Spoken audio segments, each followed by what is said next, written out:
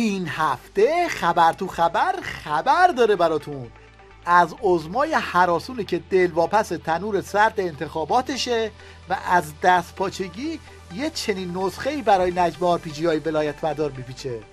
شما بانوان و خانم‌های عزیز میتوانید نقش ایفا کنید. مهمترین نقش شما هم در داخل خانه است. مادرها میتوانند نقش ایفا کنند، وادار کنند فرزندان رو، همسر رو برای اینکه در زمینه انتخابات فعال باشند. عظما فکر میکرد با یک دست کردن نظامش میتونه تختکاست تو جاده انقباض بره، اما بد جوری چپ کرده.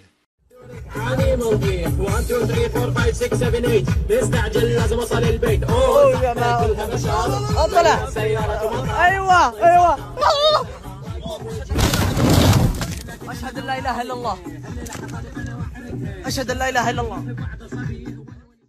از اون طرف بشنوید از بوفالوی ولایت که از یه طرف مردم رو غارت میکنه و از طرف دیگه براشون چه نسخه‌ای میپیچه.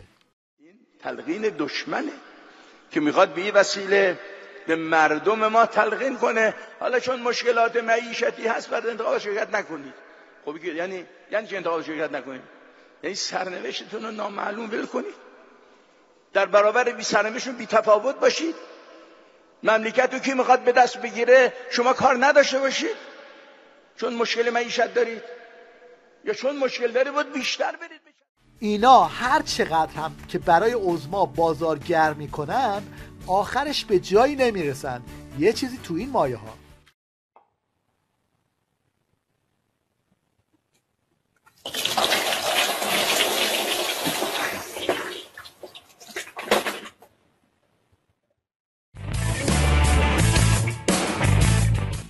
توی این اوضاع و احوال آخوندا از سایه خودشون هم میترسن و از این اعترافا میکنن. دیگه من طلبه با این لباس در پایتخت کشور اسلامی معنا داره. پایتخت کشور اسلامی احساس امنیت نمی کنم، راحت نیستم. من نمیتونم با این لباس راحت برم توی مترو.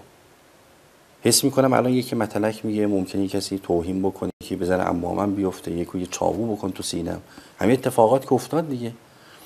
اینا خیلی گویا هستن اگر چشم و گوشمون رو نبندیم. این وسط بشنوید از آخوند رئیسی که فکر میکنه با این خالی بندی ها میتونه وضعیت درب و داغون نظام رو بپوشونه. ما علیرغمی که میخواستن ما رو منزوی کنند، ما عضو شانگهای شدیم، عضو بریکس شدیم، اخیراً اتحادیه اوراسیا ما عضو شدیم، به تمام زیرساخت‌های اقتصادی آسیا و منطقه ما مرتبط شدیم.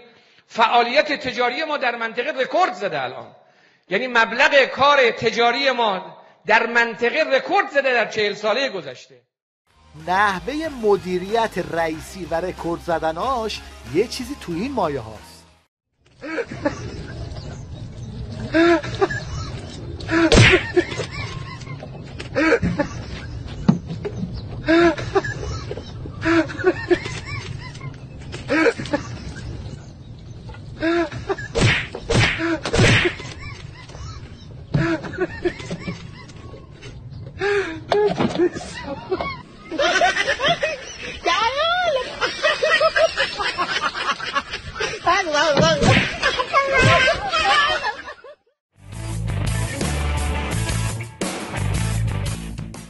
مشنگستان این هفته رو با مالکشی آخوند رئیسی روی یکی از سوتی‌ها شروع می‌کنیم که خودش از سوتی قبلی مسخره تره. مورد توجه قرار گرفته تامین یارانه نقدی یا کالابرگ الکترونیک معادل 360. همت میگن یا همت بگن اشکال نداره. بعضیا میگن چرا تشدید بهش میدید؟ تشدیدش از کجا میاد؟ بگیم همت یا همت شاید درست‌تر باشه از این که بگیم همت.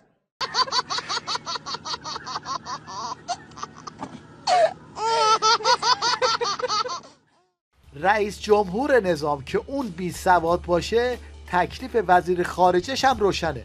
این زرافه هنوز فرق مساحت و حجم رو نمیدونه. الان حجم تونل های حماس در غزه، حماس و جهاد اسلامی بیش از مساحت غزه هست. این هم اظهار نظر جنتی لعنتی درباره رئیسی و هیئت دولتش. هم مباحثه‌های من بعدش هر که درس می‌دادیم و تو و شفارس بودن که واقعا ما از جدا شد از مذهب حقانی،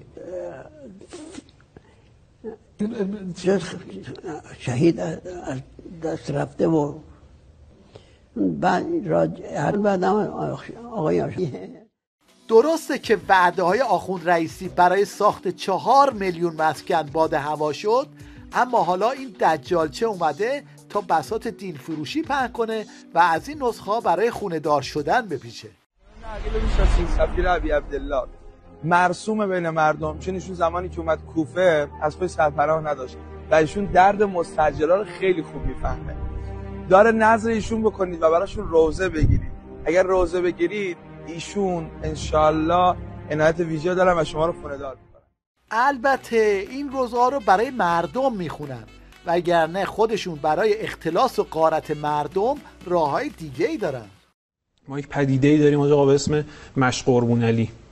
مشق قربون علی یه پیرمرد پنجم ابتدایی با تحصیلات پنجم ابتدایی از سال 93 تا 97 توی 4 سال 456 میلیون دلار ارز دولتی بهش داده شده که بره ورق استیل و اینها وارد بکنه. هیچی وارد نکرده، ارز رو تو بازار آزاد فروخته. پنجم ابتدایی تحصیلاتش. بعد به همینجا متوقف نشده، با این سودی که اینجا کرده گفته خب حالا سال 97 چیکار بکنیم؟ بریم ماشین سازی تبریز رو بخریم. تو خصوصی سازی ماشین سازی تبریز سال 97 به قیمت کارشناسی سال 94 بهش واگذار میشه. 611 میلیارد تومان، 100 میلیارد نقد، بقیه‌اش اقساط 5 ساله. خب شما هر کسی رو بذارید جای مشق قربون علی ثروتمند میشه دیگه. یعنی کاری نداره که این آدم تلاشی نکرده، زحمتی نکشیده. ماشین سازی تبریزی که تو اسناد ویکیلیکس هست، یکی از صنایع استراتژیک ایران.